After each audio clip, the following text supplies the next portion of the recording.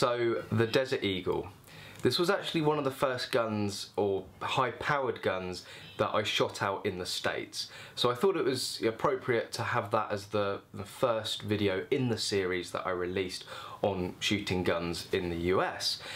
Now, the whole experience was amazing. The gun has an extreme presence to it. Even when it's hung up on the shelf, it's got this sort of aura around it. You know what it is, you recognise it instantly, and then when you get your hands on it, it sort of demands respect instantly because of the size, because of the weight, and because you know of the power.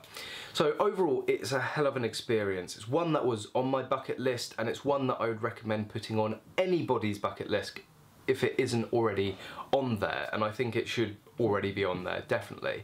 However, in terms of just reviewing the gun and shooting it in that instance, I'm gonna have to put it down as it could do better. Because the gun, what I felt really, the gun was just too big and too heavy for the sake of it. When I was shooting the 460 or the 500, they're big guns, but you feel like, they have to be. The cylinder has to be big, the barrel has to be big, the frame has to be big to accommodate those big rounds. For me, the Desert Eagle was just trying to be too big for the sake of it, and it meant that it took every fibre of your body to actually just aim the thing. It was incredibly heavy. It didn't feel comfortable shooting. Now, yes, I've got small hands. I'm sure somebody that was a lot bigger built than me and bigger hands could shoot that all day long, no problem. But for me, I just found it a little bit more uncomfortable, even compared to the 500. The recoil itself, because it was so big and heavy, wasn't as bad as I was expecting. So again, that's sort of a tit for tat. Yes, it was a bit heavy and hard to point and shoot, but then the recoil was absorbed very nicely. So actually, when you pulled the trigger, it wasn't a huge recoil. Okay, it was only the 44, not the 50, but I found it quite easy to shoot in that sense, and that's why I did some fast shooting with it, because I felt comfortable with it. If it was a lot lighter, then I could have had problems. So yes, it's heavy, but it absorbs recoil. So that might have been intentional, just to balance things up with the gun.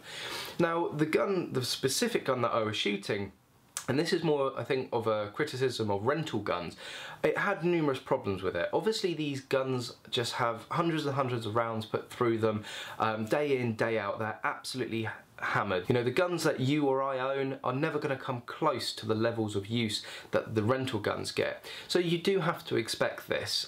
However, such a high-powered gun, it was unnerving, the fact that it kept stovepiping. It was only on the last round, thankfully, but still, it's, you see it and you're like, you got this gun, and you just go through the motions or routines that you would normally.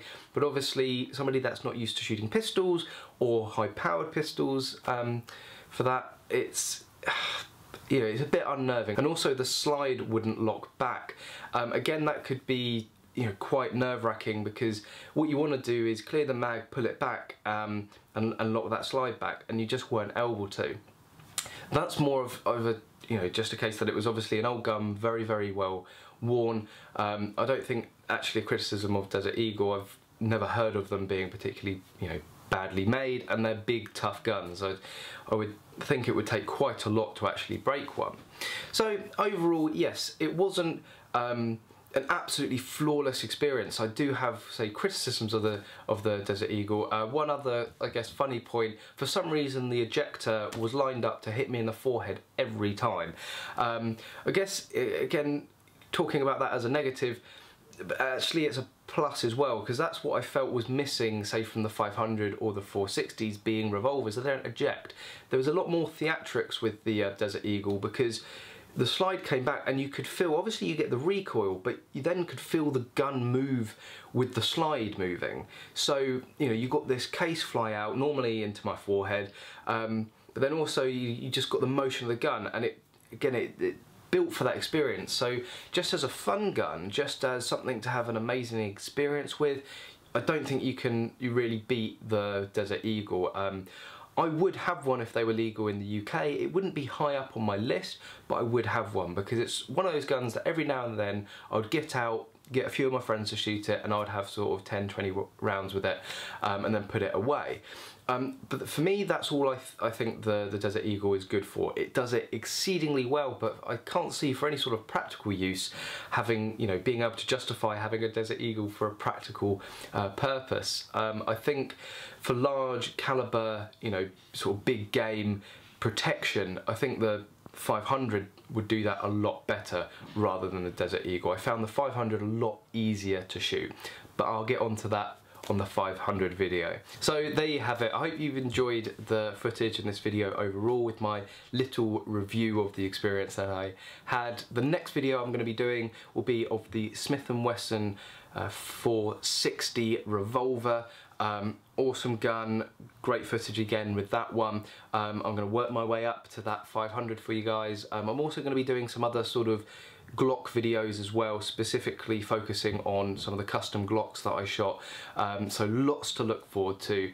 Keep an eye out on the channel, stay tuned. Thank you very much for watching this video. I really do hope you've enjoyed it, and as always, I hope to see you soon.